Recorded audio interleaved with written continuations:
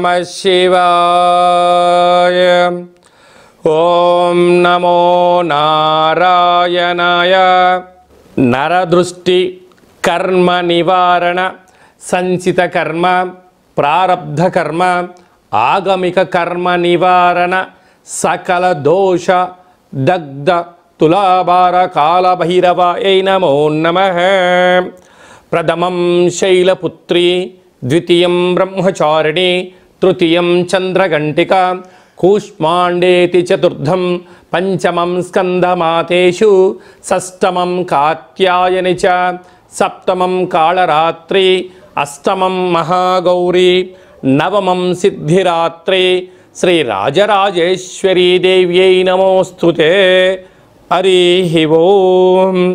మా ఛానల్కి స్వాగతం. చూస్తున్న వీక్షకులకు, ప్రేక్షకులకు, ప్రియ కాళభైరవ భగవద్బంధులకి స్వాగతం పలుకుతూ, మమ్మల్ని ఎంతగానో ఆదరిస్తూ ఉండబడినటువంటి ప్రియ సోదరా సోదరీమణులకు స్వాగతం పలుకుతూ, అందరికీ ముందస్తుగా విజయదశమి పండగ శుభాకాంక్షలు. అమ్మవారి యొక్క ఆశీస్సులు ఉంటే మనకు అన్నీ ఉన్నట్లే. కనుక అమ్మను స్మరిద్దాం, అమ్మను ధ్యానిద్దాం. ప్రకృతితో మమేకమైనటువంటి అమ్మవారిని శాకాంబరి స్వరూపంలో పూజ చేసుకుందాం. జీవనాన్ని అద్భుతమైన ఆనందకరమైన జీవితానికి స్వాగతం పలుకుదాం. 1వ తారీఖు 10వ నెల 2024 నుండి 15/10/2024 వరకు పుట్టినటువంటి వారందరికీ కూడా ముందస్తుగా జన్మదిన శుభాకాంక్షలు. గతంలో వివాహం చేసుకున్న వారికి వివాహ వార్షికోత్సవ శుభాకాంక్షలు. ద్వాదశ రాశుల్లో గ్రహ గమనాల్ని ఒకసారి వీక్షింపచేద్దాం. వృషభ రాశిలో దేవగురు బృహస్పతి సంచార స్థితి, విశేషంగా మిథున రాశిలో కుజ భగవానుడు సంచార స్థితి, కన్యరాశిలో రవి బుధ కేతు సంచార స్థితి. 3 గ్రహాలు కలిపి బుధాదిత్య రాజయోగం చేత కన్యరాశిలో సంచార స్థితి. తులారాశిలో శుక్ర భగవానుడు స్వక్షేత్ర సంచార స్థితి. కుంభరాశిలో శని భగవానుడు స్వక్షేత్ర తిరోగమన సంచార స్థితి. మీనరాశిలో రాహు సంచార స్థితితో ద్వాదశ రాశుల్లో గ్రహ గమనాలు ఈ విధంగా ఉన్నాయి.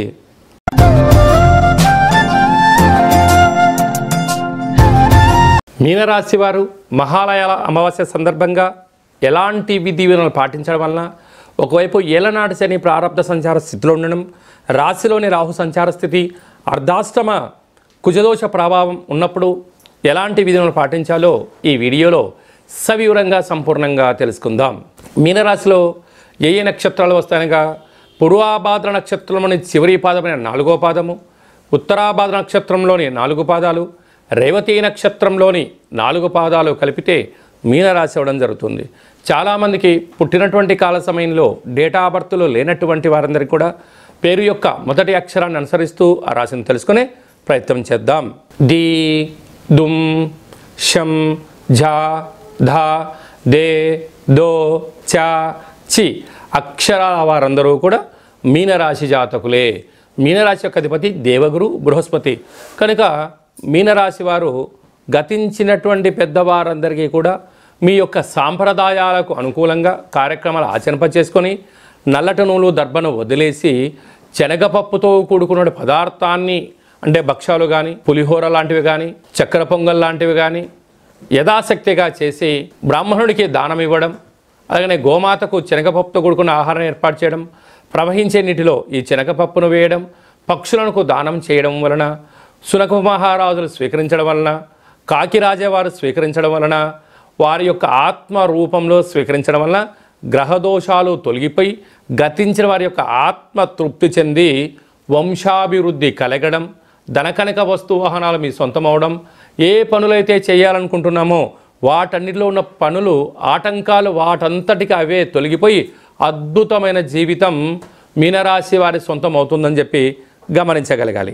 అదే కాకుండా రాశిలోనే రాహు, తృతీయంలో గురువు, అర్ధాష్టమ కుజుడు, సప్తమంలో రవి బుధ కేతు సంచార స్థితి, అష్టమంలో శుక్రుడు, వ్యయంలో శని భగవానుడు. అంటే వీలైనంత వరకు ఎక్కువ గ్రహాలు కూడా అనుకూలించే పరిస్థితి లేవు. మీ జన్మ నక్షత్రం రోజున పూర్ణిమ, అష్టమి, అమావాస్య తిథుల యందున దూర వాయు జల ప్రయాణాలు పెట్టుకోవద్దు. వీలైనంత వరకు గొడవలకు దూరంగా ఉండండి. మౌనంగా ఉండే ప్రయత్నం చేయండి. ఏదైనా ఒక పని చేసేటప్పుడు ఎంతవరకు దీని యొక్క ప్రయాణం అవుతుంది, సుదీర్ఘమైన ప్రయాణాలకు దీర్ఘకాలిక ప్రణాళికలతో మీరు ముందుకు వెళ్ళగలిగితే తాత్కాలికమైనటువంటి ఏదైతే ఇబ్బందులు ఉన్నాయో వాటిని అధిగమించే పరిస్థితి చాలా అధికంగా ఉంటుంది. లేదు తాత్కాలికమైనటువంటి వాటికి అలవాటు పడ్డారా, జీవితం అంతా అతుకుల బొంతే అని చెప్పి గమనించగలగాలి. కనుక ఏదైనా పని చేసేటప్పుడు ఎందుకనక గ్రహాలు రాశిలోనే రాహు, తృతీయంలో గురువు, అటు కుజుడు, సప్తమము, అష్టమము, వ్యయము అనేక రకాల గ్రహాలు అనుకూలించలేని పరిస్థితుల్లో ఉన్నాయి. చెయ్యని కారణాల చేత మనోవేదన అనేక రకాలుగా ఇబ్బందికి గురవుతున్నాయి. కనుక ఇలాంటి కాల సమయంలో బ్రాహ్మణుడు, గోమాత, పక్షిరాజ, సునకపు రాజ, పితృదేవతల యొక్క ఆశీస్సులు పొందగలిగి మౌనం, ధ్యానం, ఏకాగ్రత, ఆరోగ్యాన్ని కాపాడుకోగలిగితే రాబోయే కాల మంచి భవిష్యత్తు. లేకపోతే మోకాళ్ళు, అరికాళ్ళు, అరచేతుల్లో మంటలు, అనేక రకాల నరాల బలహీనత, శిరోభారము అంటే లివర్కు, కిడ్నీకి సంబంధించిన వ్యాధులు పొంచి ఉన్నాయి. తస్మాత్ జాగ్రత్త. కనుక వీలైనంత వరకు దాన ధర్మాలతో, ఆధ్యాత్మిక చింతనతో నిత్య సూర్య నమస్కారము మీకు అదృష్టాన్ని, ఆనందాన్ని, ఆరోగ్యాన్ని ప్రసాదించబోతుంది. కనుక సాఫ్ట్వేర్ ఉద్యోగస్తులు, హార్డ్వేర్ ఉద్యోగస్తులు, సినిమా రంగంలో ఉండబడిన వారు, యూట్యూబ్, వాట్సాప్, ఫేస్బుక్లో క్రియేటివిటీ రంగాలుగా ఉండబడిన వారు, సేవా రంగాలు, హోటల్ వ్యాపారస్తులకి మంచి కాలం ఉంది. కాకపోతే శుచి, శుభ్రత, సమయం, నిబద్ధత ఉండబడిన వారు మాత్రమే మీనరాశి వారు సొంతమవుతారు అని చెప్పి గమనించాలి. అక్టోబర్ మాసంలో ముఖ్యమైనటువంటి పండుగల గురించి క్లుప్తంగా, సవివరంగా, సంపూర్ణంగా తెలుసుకుందాం. 2వ తారీఖు 10వ నెల 2024 భాద్రపద మాస కృష్ణపక్ష అమావాస్య బుధవారము. సాక్షాత్తుగా హరిహరసుతుడైనటువంటి అయ్యప్ప స్వామి వారి యొక్క జన్మ నక్షత్రము, విఘ్నేశ్వర స్వామి యొక్క జన్మ నక్షత్రము కారణం చేత అదే కాకుండా మహాలయాల అమావాస్య అంటారు. అంటే మనకు బహుళపక్షము ప్రారంభం అయినప్పటి నుండి అమావాస్య వరకు గతంలో గతించినటువంటి మన పెద్దలు వారు ఏ తిథి రోజైతే పరమపదింపజేశారో, లేకుంటే ఏ రోజైతే పరమపదింపజేశారో మనము ఆ రోజును గుర్తుపెట్టుకొని వారికి స్వయంపాక కార్యక్రమాలను, మన సనాతన సాంప్రదాయము, మన ఆచార వ్యవహారాలు, ప్రాంతాలను బట్టి వాళ్ళను పెద్దవాళ్ళను తృప్తిపరచడం కోసం ఏమే కార్యక్రమాలు చేస్తామో చేయాలి. అలా పరిసర ప్రభావం చేత కుదరలేనటువంటి వారందరికీ ఈ యొక్క అమావాస్య తిథి యందున తప్పకుండా ఆ గతించిన వారిని స్మరించుకొని వారి ఆత్మ తృప్తి కోసమే ఏదైతే కార్యక్రమాలు చేస్తామో మనకు వారి యొక్క ఆశీస్సులు ఉంటాయి. అలాగనే బ్రాహ్మణుడికి కానీ స్వయంపాకం దానం ఇవ్వడము, గోమాతకు పచ్చడి గడ్డిని, తౌడు లాంటివి ఏర్పాటు చేయడము, పక్షులకు అనగా కాకులకు ప్రత్యేకంగా అన్నం వండి వాళ్ళ పేరు మీద ఏర్పాటు చేయడము, బీదలకు ఆహారాన్ని ఏర్పాటు చేయడము, శునకపు మహారాజులకు అనగా కుక్కలకు దానం చేయడం వలన గతించిన వారు ఆ రూపంలో వచ్చి వారు స్వీకరించి మనల్ని ఆశీర్వదించి వెళ్తారు అనేటువంటిది సనాతన ధర్మం చెప్తుంది. కనుక మనమందరము కూడా గతించిన వారిని స్మరిద్దాం, వారి యొక్క ఆశీస్సులు పొందుదాం. అలా కుదరలేదు అనుకుంటున్న వారందరూ ఈ కింది నెంబర్ సంప్రదించినట్లయితే, మీ యొక్క పెద్దవారి యొక్క గోత్రనామాలను పంపించినట్లయితే మన యొక్క కాళభైరవ స్వామి యొక్క దేవాలయంలో ఏర్పాటు చేయడం జరుగుతుంది. కనుక ఈ కార్యక్రమం అంతా కూడా మీకు వాట్సాప్ కాల్, వీడియో కాల్ ద్వారా చూపించడం జరుగుతుందని చెప్పి గమనించగలగాలి. ఇంకొంచెం శక్తి కలిగింది కాశీలో ఏర్పాటు చేయడం, ఇంకొంచెం వెసులుబాటు కలిగింది మనకు గోకర్ణ క్షేత్రంలో మహాదేవుడి యొక్క ఆత్మ శివలింగం అక్కడ ఉంటుంది. కనుక అక్కడ చేసుకోవడం వలన కూడా వారి యొక్క ఆశీస్సులు ఉంటాయని చెప్పి గమనించాలి. అలాగే ఈ సంవత్సరం మనము గోకర్ణ క్షేత్రంలో ఇలాంటి కార్యక్రమాలు ఏర్పాటు చేస్తున్నాం. ఆసక్తి గలవారు ఈ కిందను సంప్రదించి గోకర్ణ క్షేత్రంలో స్వామివారి యొక్క ఆశీస్సులు పొందే ప్రయత్నం చేద్దాం. శివుడి యొక్క ఆశీస్సులు అంటే కైలాసం నుంచి తీసుకొచ్చినట్టు మహాలింగం అక్కడ ఉంది కనుక వారి అందరినీ కూడా శివైక్యం చెందిన వారందరినీ కూడా ఆ పరమేశ్వరుడి యొక్క ఆశీస్సుల కోసమే ప్రయత్నం చేద్దామని చెప్పి గమనించాలి. అలాగనే ఈ యొక్క ఆశ్వీజ మాసం అంతను కూడా అంటే మనకు 2వ తారీఖు అమావాస్య అయిపోయింది. 3/10/2024 నుండి దుర్గా శరణవరాత్ర మహోత్సవ కార్యక్రమాలు ప్రారంభమవుతున్నాయి. అలాగనే 9వ తారీఖున షష్ఠి బుధవారము మూలా నక్షత్ర సందర్భంగా 3 సంవత్సరములు పడినటువంటి చిన్నపిల్లలకు మొట్టమొదటిసారిగా అక్షరాభ్యాసం చేయించాలి అనుకుంటున్న వారందరూ కూడా మహాసరస్వదేవి అలంకారం రోజున చిన్నపిల్లలకి అందరికీ కూడా అక్షరాభ్యాసం చేయించి వారిని పాఠశాలకు పంపించినట్లయితే సర్వత్రా అమ్మవారి యొక్క ఆశీస్సులు ఉంటాయని చెప్పి గమనించగలగాలి. అలాగనే 11వ తారీఖున అష్టమి, దుర్గాష్టమి, కాళాష్టమి అని చెప్పుకుంటాం. అనగా అష్టమి రోజున ఫ్యాక్టరీలు, కర్మాగారాలు, వాహనాలు, ఇళ్లకు, వ్యాపార సంస్థలకు మనము ఆయుధ పూజ చేసి ఒక గుమ్మడికాయను నిమ్మకాయను ఛేదింపచేయడము, పెరగన్నాన్ని నైవేద్యంగా పెట్టుకోవడం వలన అమ్మవారి యొక్క ఆశీస్సులు పుష్కలంగా ఉంటాయని చెప్పి గమనించగలగాలి. అలాగనే 12వ తారీఖున విజయదశమి పండగ కనుక విజయం కలిగించడం కోసం మనమందరం కూడా ప్రతి సంవత్సరం ఏదో ఒక కార్యక్రమాన్ని దిగ్విజయం పరుచుకోవాలి అనుకుంటున్న వారందరూ కూడా ఆ రోజు అమ్మవారికి పూజ చేసుకొని నమస్కారం చేసుకొని పనులు ప్రారంభించడం వలన జయహో విజయోహో అనేటువంటి శక్తి మనందరికీ కలుగుతుందని చెప్పి గమనించాలి. ఆ రోజు సాయం సంధ్యా కార్యక్రమంలో శమీ వృక్షపు పూజ చేసుకొని ఆ యొక్క బంగారాన్ని తీసుకొని వెళ్ళి అమ్మవారి దగ్గర పెట్టి పూజ చేసుకోవడం, తల్లిదండ్రులకు, గురువులకు, పెద్దలకు, సన్నిహితులకు ఇచ్చి వారి ఆశీర్వచనం తీసుకోవడం వలన మనకు సర్వత్రా ఆ అమ్మవారి యొక్క ఆశీస్సులు ఉంటాయని చెప్పి గమనించాలి. అప్పుడు ఈ మంత్రాన్ని ఉచ్చరింపచేయాలి. ఒక తెల్లటి పేపర్ పైన ఎరుపు పెన్ను చేత కానీ పసుపు రంగు పెన్నుతో కానీ ఈ యొక్క మంత్రాన్ని ఉచ్చరింపచేసి ఆ వృక్షదేవత దగ్గర పెట్టి నమస్కారం చేసుకొని రావాలి. ఓం శమి శమైతే పాపం శమి శత్రు వినాశనం అర్జునస్య ధనుర్ధారీ రామస్య ప్రియదర్శనం శ్రీ అపరాజితాదేవ్యై నమోస్తుతే అనేటువంటి మంత్రాన్ని 27 సార్లు ఉచ్చరింప చేసుకొని అక్కడ అమ్మవారి దగ్గర ప్రదక్షిణ చేసి నమస్కారం చేసుకోవడం వలన రాముడు ఎంతటి విజయాన్ని పొందాడో మనకు కూడా అలాంటి విజయాన్ని ప్రసాదించమని అమ్మవారిని కోరుకుందాం. కనుక ఈ అక్టోబర్ మాసంలో అమ్మవారి యొక్క ఆశీస్సుల కోసం కనీసం ఈ 9 శరన్నవరాత్రుల రోజుల ఆవాసం ఉండడం, భగవంతుడు అమ్మవారి యొక్క సేవలో ఉండడం, లలిత సహస్రనామ పారాయణ వినడం, ఏది మంత్రాన్నైనా ఒక మంత్రాన్ని సాధన చేయడం వలన మనకు అద్భుతమైనటువంటి ఆయుర్శక్తి కలుగుతుందని చెప్పి గమనించాలి. అలాగనే ఈ యొక్క ఆశ్వీజ మాసంలో ఈ యొక్క దుర్గాష్టమి అంటే ఆ అష్టమి రోజున కాళభైరవ స్వామి యొక్క స్మరణ, కాళికామాత యొక్క ఆశీస్సులు మనకు కావాలన్నట్లయితే ఈ కిందెమరు సంప్రదించినట్లయితే మీకోసం ప్రత్యేకంగా కాళభైరవ హోమ కార్యక్రమం చేయించి వీడియో కాల్ ద్వారా చూపించి ప్రసాదంగా మీకు ఏర్పాటు చేయడం జరుగుతుందని చెప్పి గమనించాలి. ఈ యొక్క పాత్ర కంచు పాత్ర అంటే కంచు మోగినట్టు కనకము మోగదు గదరాసుమతి అని చెప్తూ ఉంటారు. ఈ యొక్క పాత్రను మనం ఒక్కసారి గమనించినట్లయితే ఈ యొక్క పాత్రలో 12 రాసులను అచ్చు వేయడం జరుగుతుంటుంది. ఈ పాత్రతో ఉపయోగాలను ఒక్కసారి మనం తెలుసుకుందాం. ఇలా ఒక్కసారి శబ్దం చేసినట్లయితే ఓంకార శబ్దం రావడం జరుగుతూ ఉంటుంది.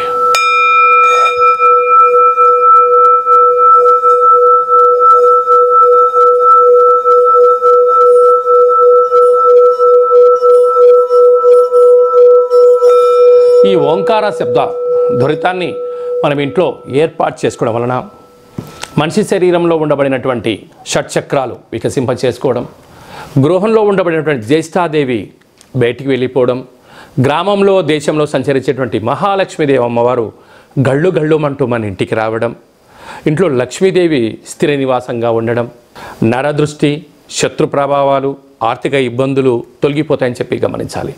అలాగా ప్రతిరోజు ఉదయం పూజ చేసుకున్న తర్వాత ఉదయం 12 సార్లు, సాయంత్రం 12 సార్లు ఆ యొక్క శబ్దం చేయడం వలన అద్భుతమైన ఐశ్వర్యం మన సొంతమవుతుందని చెప్పి గమనించాలి. అలాగనే ఈ అక్షయ పాత్రతో పాటు కాళభైరవ స్వామి యొక్క పిరమిడు, డాలరు, కంకణము మీకోసం ప్రత్యేకంగా కాళభైరవ హోమ కార్యక్రమాన్ని ఏర్పాటు చేయించడం, ఒక కాళభైరవ సౌభాగ్యం ముడుపును కట్టడం, కూష్మాండ దీపాన్ని ఏర్పాటు చేయడం, ఇదంతా కూడా వీడియో కాల్ ద్వారా మీకు ప్రత్యక్ష ప్రసారం చూపించడం జరుగుతుందని చెప్పి గమనించాలి. అలాగనే 27 రకాల వస్తువులతో దిష్టి తీయించడం కూడా జరుగుతుందని చెప్పి గమనించాలి. అలాగా ఈ యొక్క అక్షయ పాత్రను ఎవరైతే సొంతం చేసుకుంటారో 12 నెలలు ఒక్కొక్క నెలలో ఒక్కొక్క రకమైన కాళభైరవ స్వామివారు ఉంటారు కనుక ఆ కాళభైరవ స్వామివారి యొక్క పూజా కార్యక్రమం చేయించినప్పుడు మీ గోత్రనామాలు కూడా చెప్పడం జరుగుతుందని చెప్పి గమనించాలి. ఆసక్తి గలవారు ఈ కింది నెంబర్ని సంప్రదించి అక్షయపాత్రను సొంతం చేసుకోగలరు. కాళభైరవ హిమాలయ సముద్రపు సైంధవలవన దీపం అంటే ఉప్పులందు సైంధవలవనం ఉప్పు వేరయ్య అని చెప్తారు. మనము ఏదైనా ఉప్పు లేకపోతే రుచులు రావు కూరలు, అందుకే అప్పు చేసైనా ఉప్పు కొనమంటారు. కానీ అది ఎలాంటి ఉప్పు కొనాలి? సైంధవలవనం అంటే హిమాలయాల ప్రాంతాలలో మినిమం ఒక 100 నుంచి 125 సంవత్సరాలు పడుతుంది ఈ యొక్క ఉప్పు తయారవ్వడానికి. ఆయుర్వేదంలో ఈ ఉప్పు రారాజు అంటే ఈ యొక్క ఉప్పును ఏర్పాటు చేసుకోవడం వలన మనం ఇంట్లో ఏదైనా కూరలు కానీ కూరగాయలు కానీ ఆహార ఉత్పత్తులు తయారు చేసేటప్పుడు ఈ యొక్క సైంధవలవనాన్ని వేసుకోవడం వలన సంపూర్ణమైనటువంటి ఆయురారోగ్యాలు ప్రసాదిస్తాయని చెప్పి మనకు వేదాలు, ఆయుర్వేదము, చరక సంహిత లాంటి మనకు పుస్తకాలు తెలియజేస్తున్నాయి. ఇక్కడ ఈ మనకు కనిపిస్తున్నటువంటి ఈ ఒక్క ఉప్పు దీపాన్ని ఇంట్లో పెట్టుకోవడం వలన ఎలాంటి ఉపయోగాలు సవివరంగా సంపూర్ణంగా తెలుసుకుందాం. చుట్టూ ఒక్క 30 మీటర్లు అంటే ఎత్తులోకి భూమిలోకి left right east west north south అంటే 8 వైపులా ఈశాన్య తూర్పు ఆగ్నేయ దక్షిణ నైరుతి పశ్చిమ వాయువ్య ఉత్తర దిగ్భాగము పైకి కిందికి చుట్టూ ఒక 30 మీటర్ల వరకు ఈ యొక్క పొగ ద్వారా ఈ ఉప్పు కరిగిపోతూ మనకు ప్రశాంతమైన వాతావరణాన్ని కలిగిస్తుంటుంది. అంటే ఇంట్లోకి రాగానే అంటే బయట ఎన్నో పనుల చేత ఎన్నో రకాలుగా ఇంట్లోకి రాగానే ఈ యొక్క ఉప్పు దీపం యొక్క గాలిని సోకడం వలన ముందు మనకు మనశ్శాంతి కలుగుతుంది. కానీ మీ వ్యక్తిగత జాతకం తెలుసుకోవాలనుకుంటున్నారా? మీ యొక్క పేరు, పుట్టినటువంటి తిథి అంటే డేటు, నెల, సంవత్సరం, సమయం రాసి మీరు వాట్సాప్లో పంపించగలిగినట్లయితే సంపూర్ణంగా 100 సంవత్సరాల జాతకాన్ని వ్రాసి పంపించి మీరు పుట్టినప్పుడు గ్రహ గమనాలు ఎలా ఉన్నాయి, ప్రస్తుత కాలమాన ప్రకారంగా గ్రహాలు ఎలా ఉన్నాయి, రాబోయే కాలంలో ఎలా ఉండబోతున్నాయో భూత భవిష్యత్ వర్తమానాన్ని తెలియజేయడం జరుగుతుందని చెప్పి గమనించాలి. చాలామందికి పుట్టినటువంటి కాల సమయంలో డేటా ఆఫ్ బర్త్లు లేనటువంటి వారికి పేరు యొక్క మొదటి అక్షరాన్ని అనుసరిస్తూ రాశిని తెలియచేస్తూ గ్రహ సంచార స్థితిని తెలియచేస్తూ భూత భవిష్యత్ వర్తమానాన్ని గవ్వళ ద్వారా అనగా రమణ శాస్త్రం ద్వారా కాళభైరవ ఉపాసన చేత మీకు తెలియజేయడం జరుగుతుంది. ఆసక్తి గల వాళ్ళు మన యొక్క జాతకాన్ని ముందస్తుగా తెలుసుకొని భవిష్యత్తులో ఎలాంటి మార్పులు మంచి మార్పులు రాబోతున్నాయి, ఎలాంటి అడ్డంకులు ఉన్నాయో తెలుసుకొని జీవిత గమన ప్రయాణంలో మనం ప్రయాణం చేయగలిగినట్లయితే అద్భుతమైనటువంటి జీవితాన్ని ఆస్వాదించడం, ఆనందకరమైన జీవితానికి మనము స్వాగతం పలకడం, అష్ట కష్టాలకు స్వస్తి పలకడం, అష్ట ఐశ్వర్యాలకి స్వాగతం పలుకుతామని చెప్పి గమనించాలి. కనుక మీ వ్యక్తిగత జాతకం తెలుసుకోవాలనుకుంటున్నట్లయితే ఈ కింది నెంబర్ని వాట్సాప్ ద్వారా కానీ ఆన్లైన్ ద్వారా కానీ ఫోన్ కాల్ ద్వారా కానీ అపాయింట్మెంట్ తీసుకొని సంప్రదించగలరు. అందరికీ ఆధ్యాత్మిక సలహాలు సూచనలు ఇవ్వడం జరుగుతుందని చెప్పి గమనించాలి. అలాగనే మీ అబ్బాయికి కానీ అమ్మాయికి కానీ ఎంత ప్రయత్నం చేసినా వివాహం అవ్వడం లేదా? ఎందుకు వివాహం అవ్వడం లేదు? జాతకంలో ఎలాంటి యోగాలు ఉన్నాయి, ఎలాంటి దోషాలు ఉన్నాయి తెలుసుకునే ప్రయత్నం చేద్దాం.